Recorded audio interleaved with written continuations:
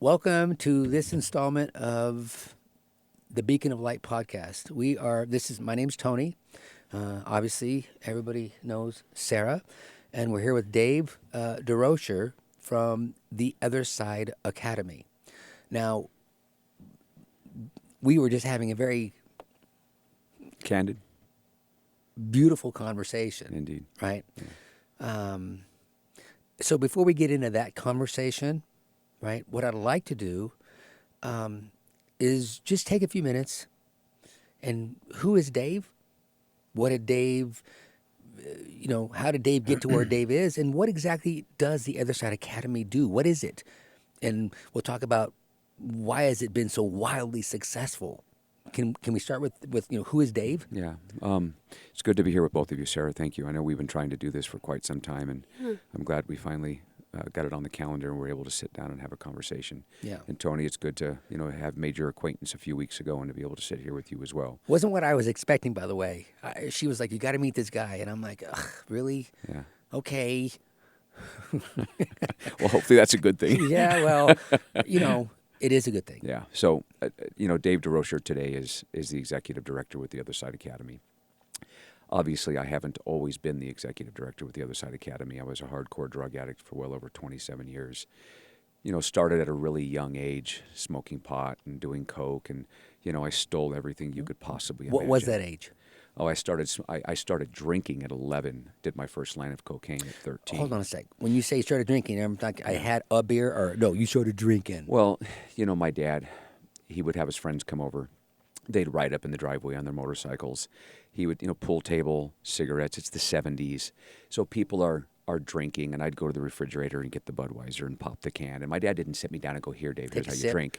Yeah, I learned by watching the adults do it. So I'd take a sip, and at the end of that soiree, I'd pick up all the cans. I'd take the last drink, crush the cans, throw them in the bag, and we'd recycle them. And how old were you again? I was 11 when I first took a drink. Okay. And then not long after that, I was coming home from school, and I was stealing alcohol out of my dad's alcohol decanter, and I was replacing it with water because he'd never find out, right? Now, what age are we now? I'm 12-ish, 12 or 13. So you graduated real quick. Yeah, he started coming home from work, and he'd have a drink, and he quickly realized he wasn't getting the desired effect he was looking for and couldn't figure out why, and then realized it's because everything was watered down because I was, take some, water it down, take some, water it down. Pretty soon it wasn't working for me. And anyway, you can imagine how that conversation went. It wasn't good. Dad was very, very upset. And, my mom and dad are still married today, 60 years into the marriage. I was just there this past weekend, and they're great, great people. That doesn't mean they didn't make some mistakes when I was growing up. And back in the 70s and 80s, things weren't looked at the same way they are today.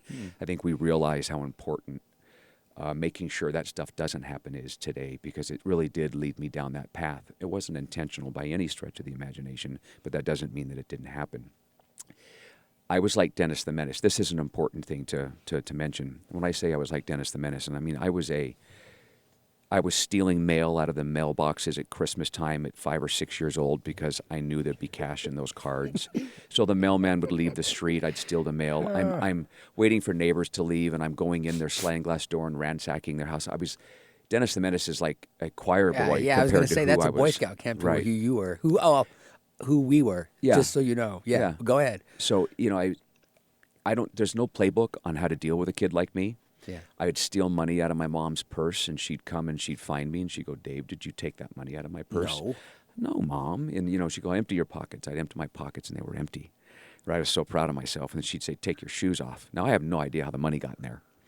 You know what I mean? I was that kid. To this day. I was sneaky. Yeah. I was a liar. I was just... And she knew you. Oh, God, my parents knew me. So I say all that to say this. The way my dad was dealing with me, there was a lot of belt bent over the bed. There was a lot of slapping. That part wasn't hard to get over. That pain went away. Emotional. But the verbal abuse. Yeah. "You're never going to amount to shit."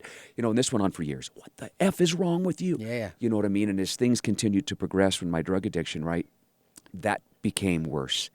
I didn't realize it till many years later that I started to buy into what he was saying. And that's when my friends... Wait, hold on a sec. You started to believe it. Yeah, I did. Buy-in means believe. Yeah, I started to buy in. Yeah. I didn't realize it then. I'm just explaining for people that are listening that that's absolutely. what you meant. Yeah. My whole circle of influence, my whole friend group changed. And then I was hanging out with the stoners. Now I'm going to high school and I'm smoking pot and buying dime bags and selling joints. You know, you and me. I Yeah. mean, everything you're saying so far Yeah. is identical, yeah. except I'm far better looking than you are. But Yeah, other than that, that's a problem with me and most men. So I'll own that too. I mean, we are in the own it bus, right? I gotta be a smart ass, But to shed some light on this horrific thing that my life that you're describing that is yours. Yeah. So okay, so I'm sorry. Go ahead. So as the whole thing continued, I got into cocaine, and when I did my first line of coke, I thought I found God. Yep. And it wasn't so much how it made me feel; it's how it made me not feel. Right. Because you're running. If you remember back in the 80s, right, the Hitachi stereos, you had the speakers up in the corners, and I had that stereo on my nightstand, and, it had the blue light across it, and, you had to turn the dial. Well, there was a little gap between the bottom of the stereo, and that's where my mirror would go. And my parents would be downstairs, and I'd pretend like I'm upstairs doing homework, and they'd come in and check on me, and as soon as they'd leave, I'd pull the mirror out and do my line. It got so bad for me. I was the kind of kid that would go to high school. Remember those little brown vials with the glass or with the plastic black top? Yeah. I'd have my Coke in there, and I'd sit in the back of the class, and I would pour the Coke out in between the pages or whatever book I had in front of me, whether it was my English class or my math class. I'd take the Bic pen, pull it apart, pull the cartridge out, and when the teacher wasn't looking because he or she was up at the front, I'd lean over and snort Coke in class. I was so hooked. I stole everything. One of my first arrests was on my bike at a drive-through bank. How old? 14 or 15. I had forged my dad's name on one of his checks I took out of his checkbook, and I'm trying to cash it at a drive-through on a bike as a kid when the cops rolled up. So this is how bad it's gotten. Just genius. It didn't work, right? I'm being a smart ass, but yeah. So it was a tumultuous, Yeah. to say the least, adolescent years. Do you think your parents knew? Oh, no, of course they knew. The whole time you were snorting? And here's the thing. They were trying to get me help, right? Yeah. I'm talking to therapists. I'm talking to counselors. They're telling me I'm a drug addict. But you got to understand, trying to help a kid who's doing drugs is akin to nailing Jell-O to a tree. You're not going, because I don't have the intellectual capacity or the emotional maturity to understand what I'm hearing. Yeah. I'm not a drug addict. I'm partying with my friends. Yeah. That's all I'm doing. I don't have a problem, Mom and Dad. You do. It was that kind of thing. As the years progressed, things got worse. And of course, if I'm partying in high school, what having laid? I'm having sex. There was a time when I was a good-looking kid, long blonde hair. I could pull some. Hold on a second. Hold on, Dave. I don't know if y'all can see. He's a very attractive man. I was being a smart ass, right? Watch. You're a good-looking guy. I don't know if he is a good-looking guy. Yeah. Yeah. Yeah, you are. I mean, you don't have the hair, but you got everything else going on. I don't know if I right? have any. But so yeah, I was. That's a high school picture. I had hair at one time. I know. Right. So you were a looker. You're a looker now. So yeah. Sex, lots of girls, Yeah. getting them pregnant, having abortions in high school. You don't even want to talk about how that went down. Then I got my high school sweetheart, right, pregnant again when my junior year, and I had my first boy when I was a senior. At this point in my story, do I sound like someone who's ready to have kids? Oh, I mean, absolutely, I was an right? effing Yeah, mess. yeah. So Christopher's born. He'll turn 40 on February 3rd. So the point I'm making is, it's difficult enough to navigate those teenage years when you're not doing the things I was doing. Yep. My teenage years were a mess. A shit show. Yeah. Somehow I managed to graduate high school because school wasn't hard for me, right? I didn't have to go. I could cheat. I could take the tests and get by, and I managed to pass. Yeah. But when I graduated from high school, I went from cocaine, and then I got introduced to meth, and that's really when the wheels fell off. I didn't know what to expect. It lasted longer. It was it was cheaper, all those things. And then I just gradually, it's not like I graduated from high school and shook hands with my friends and said, well, you go off to Penn State, I'm going to go to the state pen. That's not how this went. I didn't set out to be a drug dealer. Yeah. Right? Didn't even really know what a drug dealer was, other than I had a connect I was getting my coke from. But I was buying some. It just morphed into that spot. It did. Yeah. But I'd buy a 16th, sell a quarter gram, buy a 16th, sell a quarter, buy an 8 ball, sell a 16th. And I didn't even know what entrepreneur meant, let alone how to spell it. As the years progressed, I'm buying more, selling more, buying more, selling more.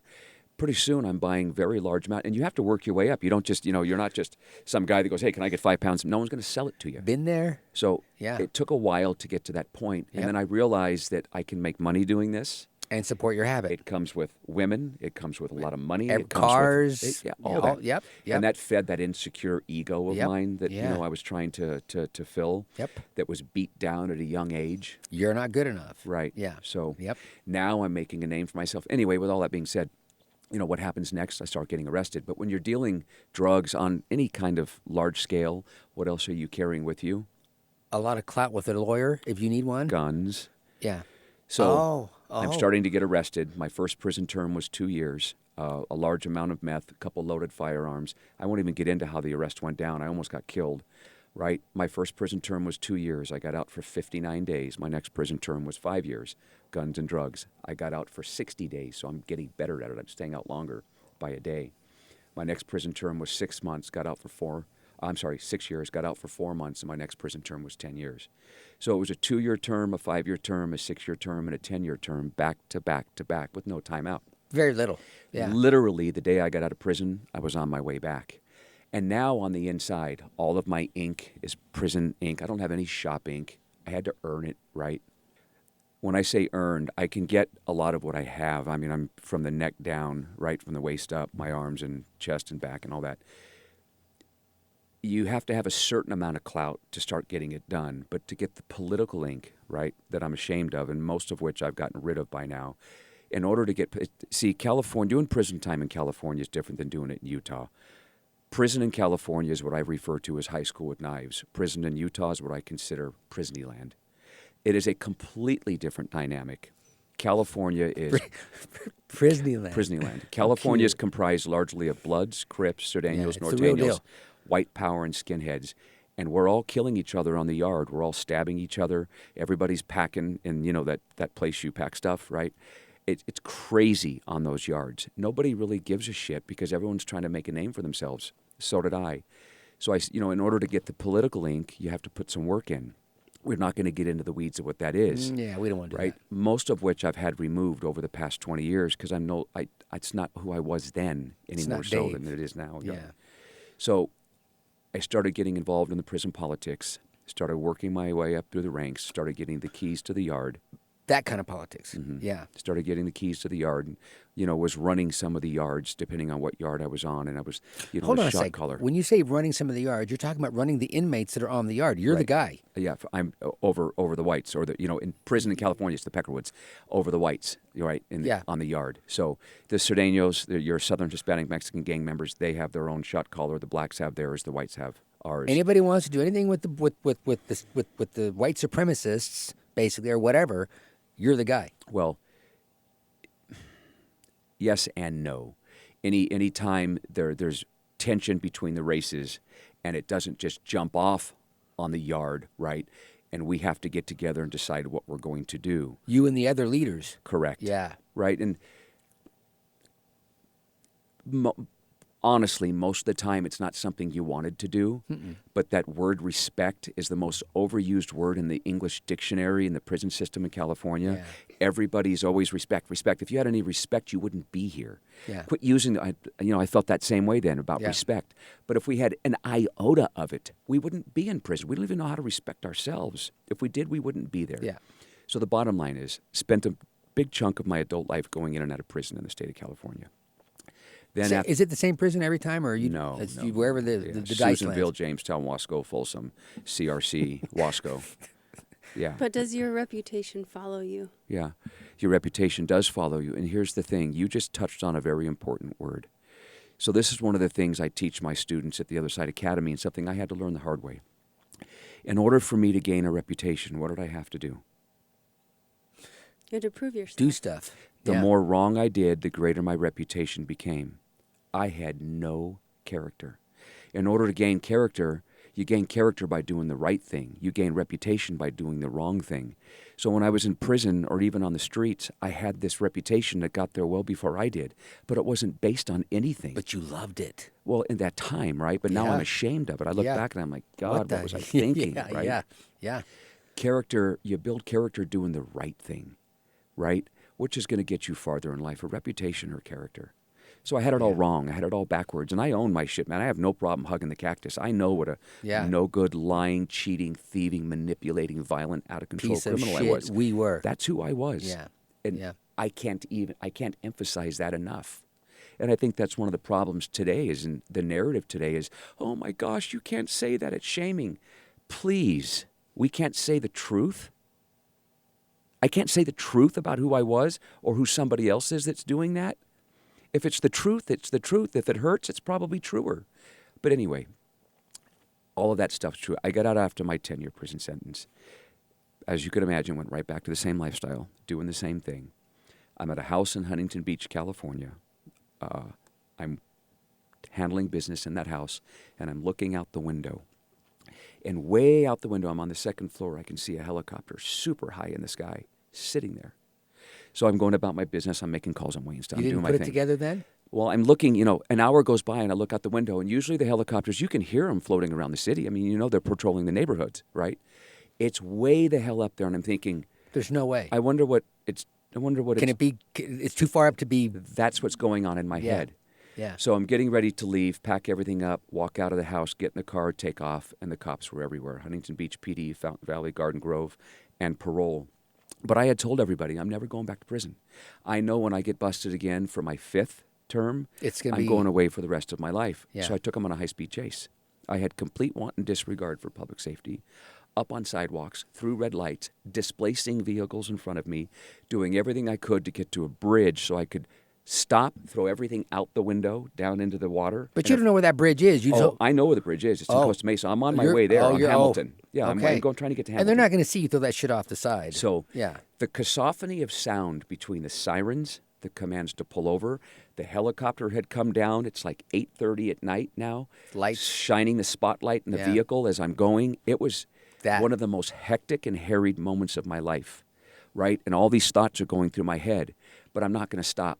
And as I get to Magnolia and Atlantic and Huntington Beach, I don't want to call it a roadblock, but it was a quasi-roadblock where the cops had blocked the intersection. Quickly. They're blocking the intersection probably to keep the traffic going from the other way because I'm heading in that direction, so the cops are ahead of me now. Giving you a path. Now I have a decision to make. Do I stop and let them arrest me, or do I go through that roadblock and use my car as a battering ram and hope that they kill me? And I opted for B. I've never wanted to die. Never in my entire life. But at that moment, I no longer wanted to live. Let's do it. So I pushed the cars out of my way, made the left-hand turn, cop closest to me, did the pursuit intervention technique, otherwise known as a pit maneuver, spun me out of control up on an embankment, pulled me out at gunpoint, and beat the living shit out of me while I was in handcuffs. And I had every bit of it coming. Even if I was law enforcement, I'd have done the same thing to me. I risked their lives. Everybody's life. I risked everybody's life. Yeah. I'm not going to go to bat. If you read my post today, I was at a South Salt Lake Police Department last night. I'm an honorary colonel with the police department. I am friends with all of law enforcement in Salt Lake and South Salt Lake. I mean, from the chiefs on down, I have the utmost love and respect for law enforcement because I know what they deal with. So many people have their view on law enforcement that have never been on either side of it, that shouldn't comment on it. I know what I put them through. So the arrest ends. They beat me senseless. I remember waking up in jail in the infirmary, and then I got to general population and went to court. I think it was the second time when I was offered 29 years. So, I had a prison prior, 3-year enhancement, 3-year enhancement, 3-year enhancement, because it's all the same stuff, guns and drugs. So, just my enhancements were 15 plus years. Then I have the new sales, transportation, high-speed chase, using the car as a weapon, assault on police officers. So anyway, it came to 29 years. There was some other charges in there. And as I fought my case in the county jail for quite some time, some of the ancillary charges had fallen off over the year, and it came down to 22. Judge Pacheco was my judge. I had a specially assigned DA named Jim Mendelson. He only takes certain cases. His job was to put me in prison for the rest of my life. Yeah. We called him the Bulldog. That was his name. Anyway, as I'm fighting my case, he makes it very clear, the judge makes it very clear that I'm getting 22 years whether I plead out or whether I go to trial. I continue to fight it. I'm firing public defenders. I'm playing the game. I want the girls to keep coming to the county jail for the visits. You know what I mean? I'm still running stuff from on the inside, on the outside, right? So I wanted to stay there as long as I could. But I also wanted to see if I could get that judge off the 22 years to something manageable like 15. 2-year term, 5-year term, 6-year term, 10-year term. Had that judge offered me 15 years, we wouldn't be sitting in here right now. I'd have taken the deal, went to prison, gotten out, been back already. The judge was resolute in his resolve that 22 years is what I was getting. So after a while, I got to a point where I was giving up. There was nothing more I could do. So I don't know if you've heard of Delancey Street. Delancey Street it was widely known as the gold standard in the industry. It's the only place that would take a guy like me with my history and the amount of time I had suspended over my head. So I wrote Delancey Street a letter. Residential? Residential, 2 years, no government money, therapeutic community. I wrote them, they came and they interviewed me. They accepted me. When that letter of acceptance went under my cell door, I thought I'd hit the lottery.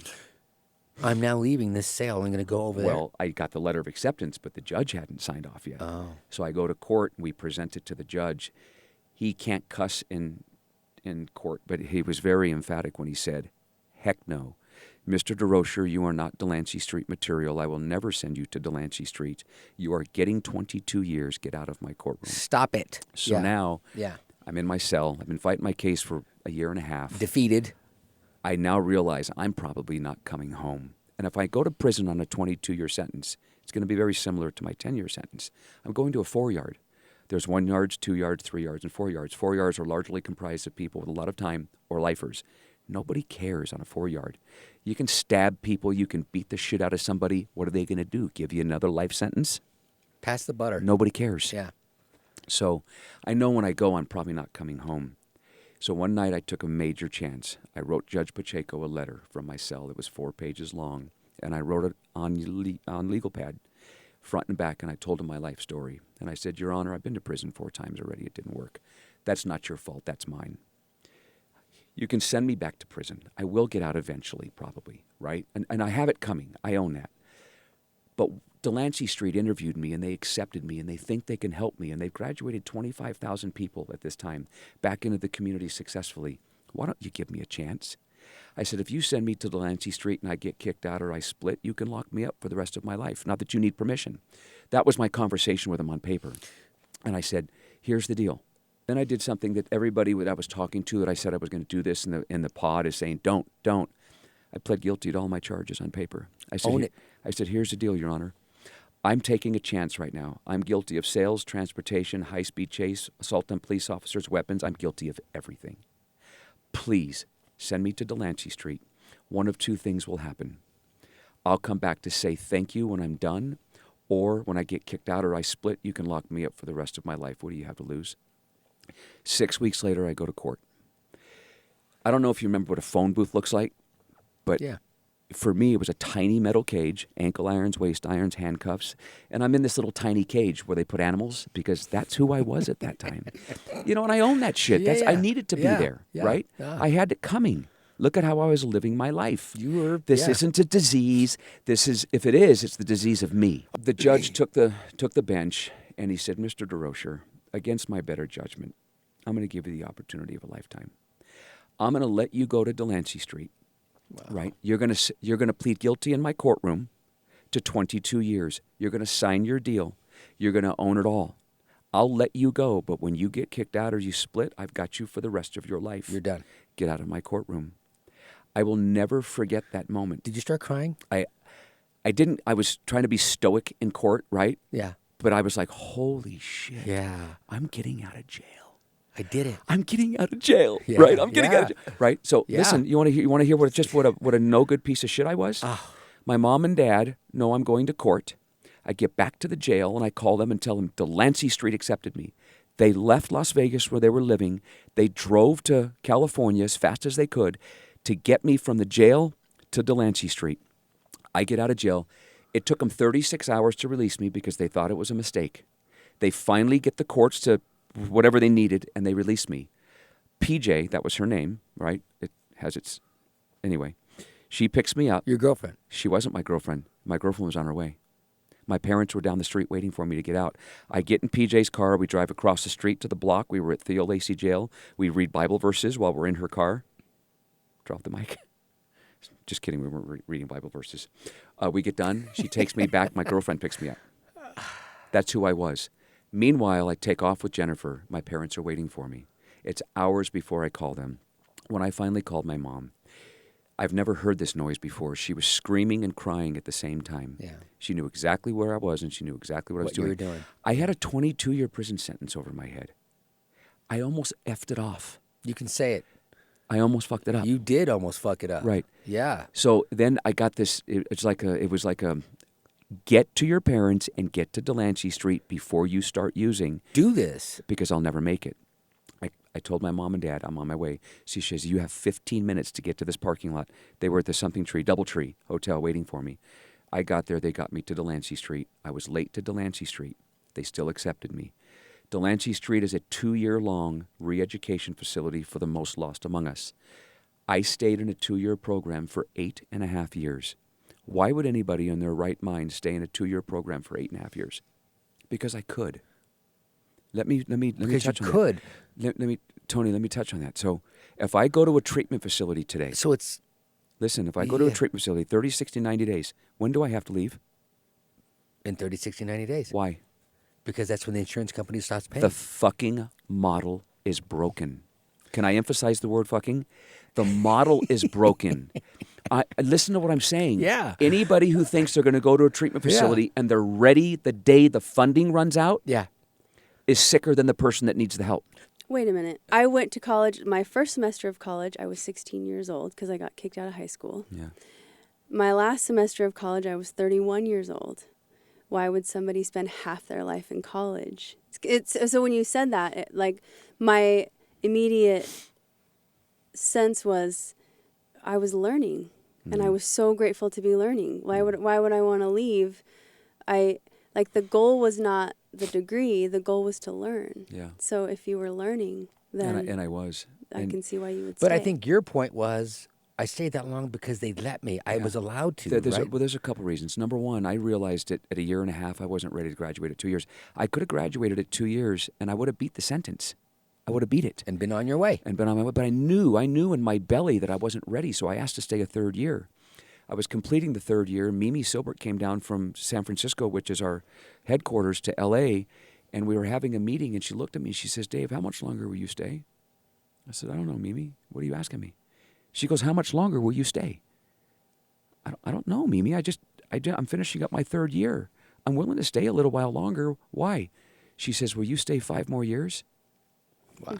And I thought to myself, I closed my eyes and I thought, my prior life, how good I feel now. Yeah. I had no idea. I said, yeah, I'll stay. She goes, are you sure? I says, are you? So she goes back to San Francisco. She comes back 6 months later and she goes, will you run the LA facility? Dang. 250 residents living on property, 15 vocational training schools that generated all the revenue. I ran a multi-million-dollar organization. For nothing. You couldn't have paid me to do it. I effing loved what I was doing. I got back into the jails that I was doing time in. Love I was going into prisons. Right? They let me back in. I met with the wardens. They gave me the clearance to go back in. I was interviewing lifers. I went to Sacramento. I presented in front of the Board of Prison Terms. I was getting lifers out of Chuckawalla State Prison, Ironwood State Prison, that had been down to 15 to 35 years, that they were considering paroling, but they didn't have suitable parole plans. When did you go say thank you?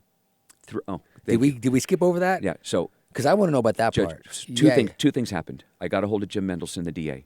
Yeah. I invited him to Delancey Street. He refused for well over a year. Finally, he agreed to come to Delancey Street. I'll never forget the moment. Me and my friend Alan Farringer, who was there, right, with me, we're standing there waiting for Jim to get there.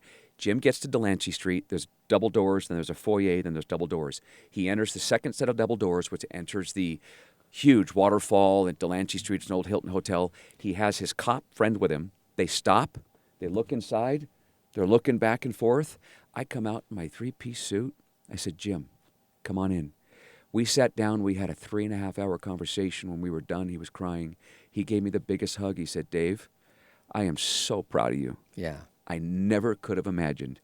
I said, Jim, I don't blame you one bit for not wanting to let me out. I don't blame you for jumping up and down on that soapbox and screaming to not let me go. By the grace of God, Judge Pacheco had discretion and he allowed me to come. But this is what I'm doing today. And I wanted you to see it.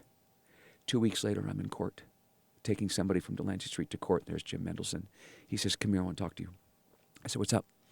He says, you know your friend Sheila McCarthy? I says, yeah. She got, when I got my 10-year sentence, she got a 16-month sentence. She's looking at a life sentence. I'm going to take that life sentence off of her, and I'm going to send her to Delancey Street, but she can't be in L.A. with you. She's going to San Francisco. I broke down crying because I got her first sentence, her first prison sentence. Yeah. She stayed in Delancey Street in San Francisco for 10 years. Dang, dude. 10 years. This is such a... It's incredible. Yeah. So it isn't something I did. It's something that happened because I went. It opened up the door for other people to go. I went back and had lunch with Judge Pacheco. I'll never forget it. We set up the meeting. We got there. He invited us back to Chambers, and it was me and Alan for the first meeting. And we sat down and we had lunch.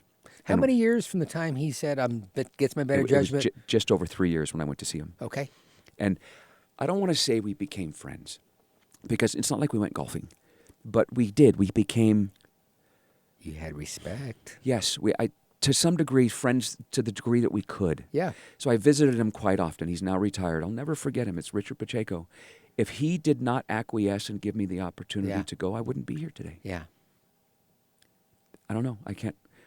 There's grace and there's mercy. I was given both because I should be in prison for the rest of my life had I gotten what I deserved. Wait a minute. You did get what you deserved. Well, I got Because- lucky. No, I don't want to be argumentative. You did not get lucky. What you did was you created something. You didn't get lucky. You created this. And I want to go back to, and this is really important for people to hear this, right? These stories. This one's a real good one, obviously. You went from your head to your heart. When you led from your heart, your life changed. That's when it changed. Mm-hmm. You created this when you sent that letter. Oh, by the way, that letter, it took you a minute to write that letter. I bet you had scratches and scribbles and da-da-da-da-da-da. And okay, you probably had people read it. What do you think? I mean, this was a process. I guarantee it was a process. But you came from your heart. That's the pop. Yeah. That's it. And Yeah, but then he almost fucked it up right afterwards. And so because that's, he's human. No, Well, because sure. I'm going to tell you why. Because I'm going to tell you why I almost fucked it up. Because drugs aren't the fucking problem. Hey, watch your language on this podcast, damn it. Drugs aren't the problem. You are. Think about what I'm saying. Yeah. I got out of jail. I manipulated my mom and dad, left them hanging. Yeah. Got in PJ's car, went across the street to do our thing. Yeah. Came back, Jennifer picked me up. Uh-huh. I'm not high. I haven't been for a long time. Drugs have nothing to do with it. I'm no good. well, Drugs aren't the problem. I still have the same mentality. I haven't changed the behaviors in jail. So now, But no, let me finish. I Okay. got clean and sober in jail. But who gives a shit? because you had to. I hadn't changed my Yeah. because it wasn't there. Yeah. So now that's going to go to what we were talking about before we came on this podcast, which is it's a choice. Look, people have handed me this one. I'm full of shit. When I say, look, when you put that needle in your arm, take that pill, drink that, whatever it is a choice that you are making. Is this correct? It is correct. 110%. But we can't say that. I can say that. No, I just said I it. know, but The reason why I'm not high today because I chose not to. right. When I say we can't say it, our society says to you, people like you and me, oh, you're not kind. You're not being thoughtful. You shut the up, right? yeah, but you guys, the grace that carried you to Delancey Street was your mother. So, yeah, there's choice. Of course, choice is important and it's an aspect of the equation. And also, and this is, I think, where 12-step has some merit, where Yeah. your power was limited and there was a power that was outside of yourself. And this has happened to anyone who has been gifted a second chance. The power that was outside of yourself came, and it's not about deserve. It is about grace. So Yeah. there's choice. And at the same time, we also can receive power that is outside of ourselves, that is not about our choice. And it's really important, I think, in the pursuit of empowerment and the emphasis on our choice, we forget the other side of that, which is the grace. Well, and you bring get up a good point, Sarah. Another chance. Here's how I see it. Here's how I reconcile in my own head. I wasn't a victim to anything. I grew up in a household where some of that stuff happened. Maybe when I was a child, I was a victim to my dad's inability to discipline me in a better manner, right? Maybe I was a victim to that. But when I became an adult, I became a victimizer. I put myself through everything I went through. I wasn't a victim to the system. I wasn't a victim to prison. I wasn't a victim to what happened in prison. Yeah. I made choices all along the way that I have to own. And that's how I've become the person I am today. I call it radical accountability. I also see it like this. If I put myself through all that and I wasted all of those years doing drugs and doing time, if all I do is get clean and sober and I don't use that for something good, then what was it for? Now I am grateful for every second, every minute, every hour, every day, every week, every month, and every year of time that I did behind bars, because I truly believe jail and prison saved my life until I was finally ready to raise my hand and say I need help. But then where do you send a guy like me that's efficacious? But the point I'm making is I am grateful for every bit of that today, every bit of it. It saved my life, literally, or I wouldn't be here right now. I am not going to waste all that time. I pull it forward, and now I lead with my story, and I help others either not go down that road or get off that road. I am not going to go through all that and then not use my experience for something good. That's how it works for me, and I call it balancing the scales. When I got to Delancey Street, you all know what the scales of justice look like, right? You've got the bar down the middle with two dishes. Mine was like this. This was the bad. I couldn't tip it any farther. The shit was overflowing. There was just like dead bodies falling off the, and here it is, right? So the soul keeps the score. I stay in Delancey Street. I'm helping people. They called me Dinner Date Dave because I always plugged in with all the newer students. Don't laugh, Sarah. Dinner Date Dave. They called me Dinner Date Dave, right? Because I would always sign up every single day to plug in at dinner with the younger students when I would come home from whatever my job assignment was. Years go by, I'm balancing the scales. Didn't even realize I was doing it, balancing the scales. And at about 3.5 years, right when I took over the facility, I was shaving one day, and I was standing in front of the mirror, and I got this overwhelming sensation that I had helped as many people as I'd hurt. Because I don't care what anybody says. If you live the lifestyle that I live, you can't go back and make amends to everybody, because I don't even know half the people. Yeah. If I tied you up and stuffed you in the trunk of your car and you defecated on yourself and I left you behind that building like I've done, that's just one. I can't go back and find you. I don't even know what your name is. I just know what you did. And you wouldn't recognize me if you saw me anyways. So the point I'm making is I can't go back and make amends to everybody I'd hurt. Family, friends, significant others, kids. I can't. But I can just keep helping people, even if I don't know them. Just keep helping, just keep helping, just keep helping. And eventually, you balance the scales. And the soul will tell you when you're there. It keeps the score, literally. We don't even realize it's happening. And then I stayed in Delancey Street 5 more years, and I've been doing this now for nearly 10. I believe the scales are tipped in the other direction, but why stop now? That's exactly. Why stop now? Yeah. Some of us, like the 3 of us in this room, have the ability to connect with people, have the ability to share our experiences and our stories. Yeah. Not only do we have the ability, but we have the desire to do it. We want to make a difference in our communities. We want to make a difference in people's lives. That's rare today. It's so rare in today's society. Well, okay, hold on a sec. What if I suggested to you that the thought is not, it's still rare, it's not as rare, but it's the act that is rare. Yeah. That's what I think is rare. I think there's a lot of people that are sitting right now listening to this podcast, you know, saying, oh, drug addiction's a bad thing. We should do something. I want to do something. And here's the fun part about your program that I thoroughly enjoy.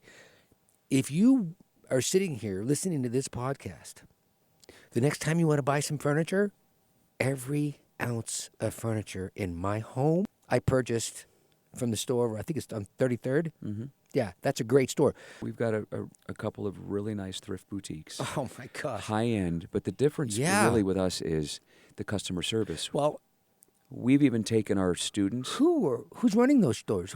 Talk about the customer service. The people that are running the stores are the students of the Other Side Academy and staff. And most of staff have come through the academy. They're you. They're us. Oh, by the way, before we let you go, the Other Side Academy, what's the phone number? How can they get a hold of you guys if they want to? They can just go right online and look up the Other Side Academy. There's a wonderful website that answers all their questions. So go to the website. 2 ways you can come to us. Just walk to our front door, take a seat on the bench, and ask for an interview. We'll interview you right then. Wait. Hold on a sec. It's so simple. I have a problem. Mm-hmm. I have a drug problem. Whatever. That's the person you're talking about. They can come in to one of those stores and have Not the stores, the facility. the facility. That's where I met you. That facility. And the address to that facility is on the website. What is the website? TheOtherSideAcademy.org.